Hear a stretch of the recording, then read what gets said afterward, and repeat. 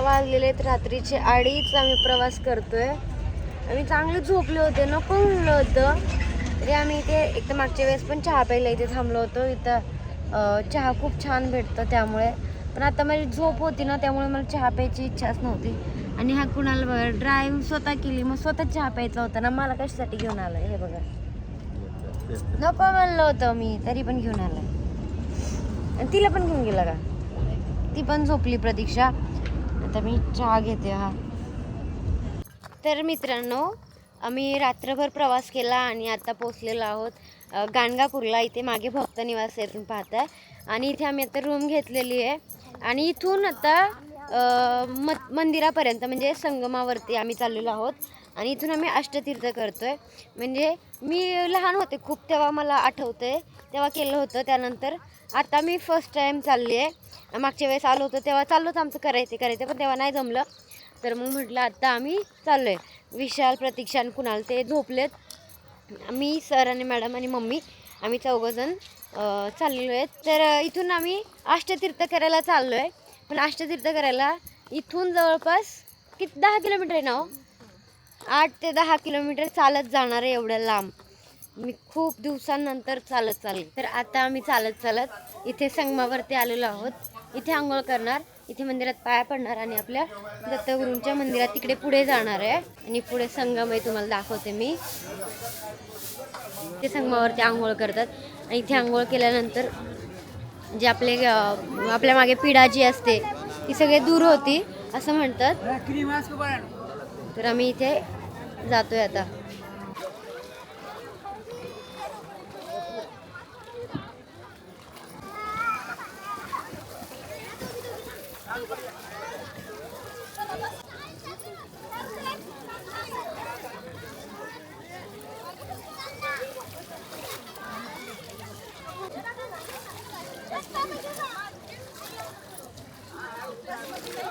आता आहे ना, इथे संगमावरती आंघोळ केली आहे. फक्त एवढं भिजवलं, डोक्यावर थोडंसं पाणी घेतलंय. मम्मीने तांब्यामध्ये पाणी घेतलंय. आता इथे औदुंबरला पाणी घालणार आहे आणि इथे दर्शन करून परत पुढच्या मंदिरात जाणार आहे आम्ही. हे बघा, इथे औदुंबरला आता पाणी घालायचं आहे.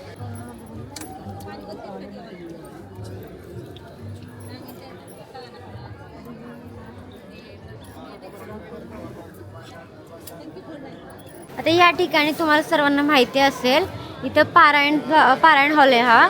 इथे सगळे लोक भाविक इथे पारायण करत असतात. म्हणजे तिथे संगमावरती आंघोळ करून यायची, इथे मंदिरात पाया पडायचं आणि पारायणाला बसायचं. आणि तुम्ही बघता इथे किती भाविक अशी लोक पारायणाला बसलेली आहेत. हे बघा, माझी दिदी पण येते इथे, 7 दिवस इथे राहते, इथे पारायण करते. श्री गुरुदेव दत्त. मगाशी जिथे आम्ही आंघोळ केली ते पहिलं तीर्थ होतं आणि आता इथे आलोय ते दुसरं तीर्थ आहे. असे आम्हाला 8 तीर्थ करायचे आहेत. तेव्हा आपलं अष्टतीर्थ होईल ना हो. तेव्हा आमचं अष्टतीर्थ होईल. आणि हे सगळं मी पहिल्यांदाच करतेय.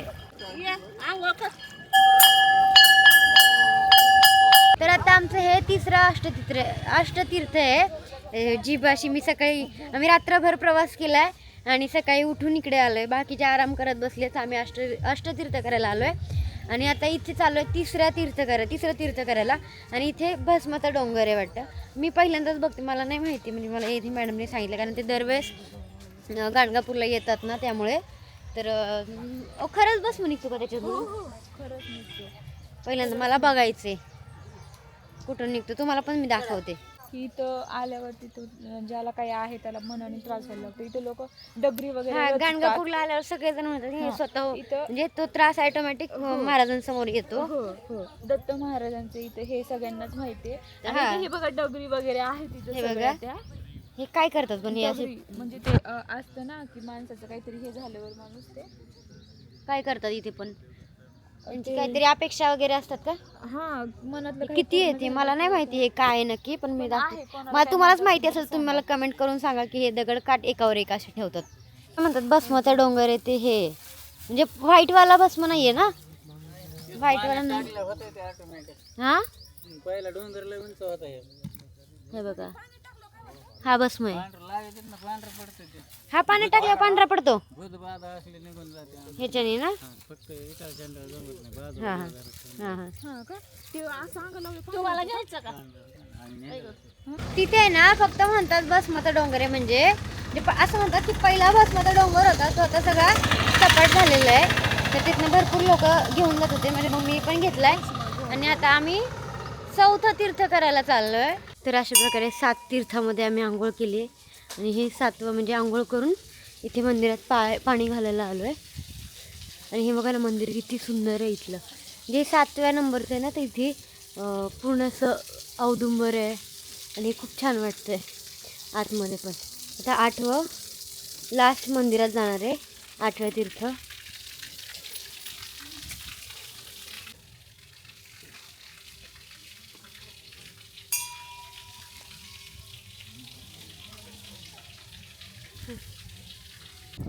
अशा प्रकारे फायनली आमचा अष्टतीर्थ कंप्लीट झालेला आहे. आणि हे आता अष्टतीर्थच्या म्हणजे लास्टच्या 8व्या तीर्थ नदी ना, 8व्या नदीवरती आलेलो आहे आम्ही म्हणजे. आणि इथे बघा पुढे बाकीचे लोक आंघोळ करतात आहेत बघा सगळे. प्रत्येक ठिकाणी आंघोळ केलेली आहे मी, कारण ऊन एवढं आहे डेंजर. आणि एवढ्या उन्हामध्ये बिना चप्पलचे चाललोय आम्ही. सकाळी 7ला निघालोय, आता जवळपास 10:30 वाजलेत. चालतोय, इथे माती आहे, रेती सगळी खाली. तर मित्रांनो मगाशी आम्ही अष्टतीर्थ केलं आणि रूमवरती गेलो. रूमवरती गेल्यानंतर ना मी पूर्ण तिथे जाऊन आंघोळ वगैरे केली आणि चेंज केलं, आवरलं, फ्रेश झाले. आणि आम्ही आलो आता इथे दत्त मंदिराच्या पाया पडायला. इथे पुढे मंदिरे दाखवते मी तुम्हाला. इथे तिकडे चप्पल वगैरे काढतो आणि दर्शन घेतो. तर अशा प्रकारे आमचं दर्शन वगैरे झाले. खूप छान दर्शन झालं, अजिबात जास्त तिथे गर्दी नव्हती, काय नव्हती, पटकन दर्शन झालं.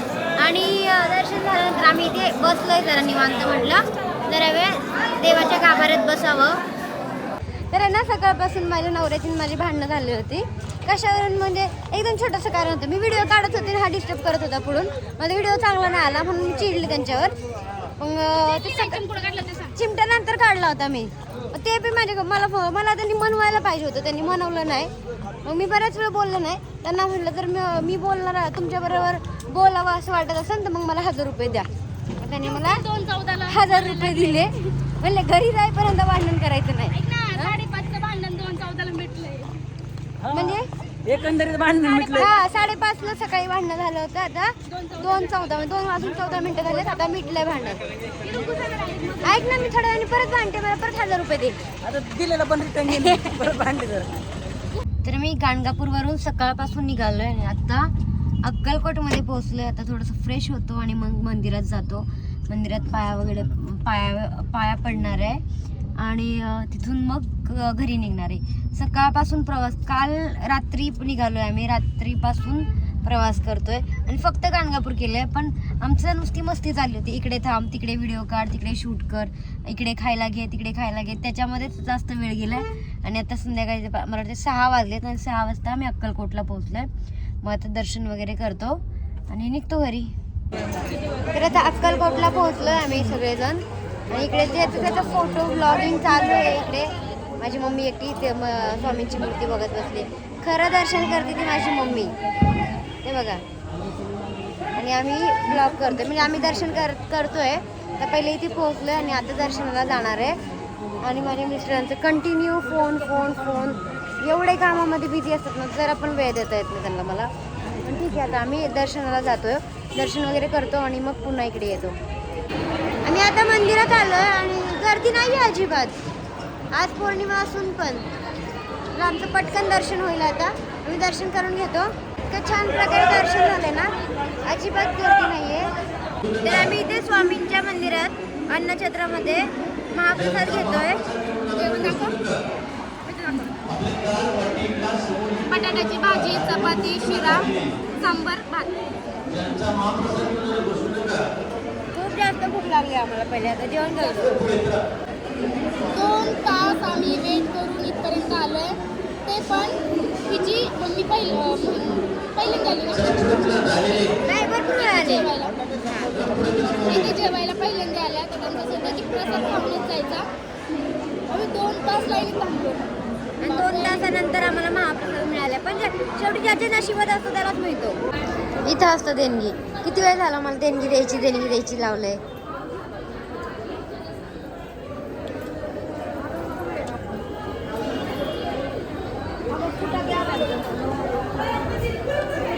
मम्मीची इच्छा होती इथे देणगी द्यायची. स्वामींना म्हटली होती की मी माझ्या इच्छेने काहीतरी देईल म्हणून. तर अशा तऱ्हेने आमचं गाणगापूरचं आणि अक्कलकोटचं छान प्रकारे असं दर्शन झालेलं आहे. आणि अक्कलकोटला गर्दी होती पण ती फक्त अन्नक्षेत्रामध्ये गर्दी होती. सो मंदिरात एवढी पण गर्दी नव्हती, त्यामुळे दर्शन खूप छान प्रकारे पटकन झालं. तर तुम्हाला हा व्हिडिओ, हा ब्लॉग कसा वाटला ते कमेंट करून नक्की सांगा. आवडलं तर लाईक करा, शेअर करा.